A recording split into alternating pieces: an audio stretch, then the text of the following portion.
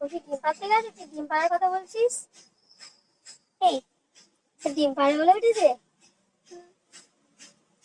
দেখো একটা লাউ হয়েছে। তুমি খাবে? হ্যাঁ, তুমি খাবে কি? তোমাকে দেবে না কেউ। ডিম পাড়ার জন্য কি করছে না?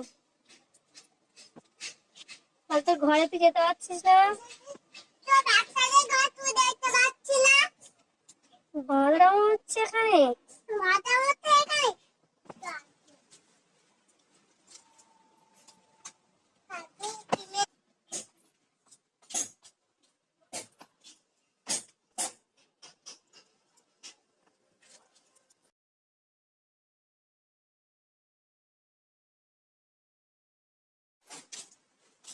হ্যাঁ, লঙ্কা গাছে কত লঙ্কা হয়েছে দেখবি।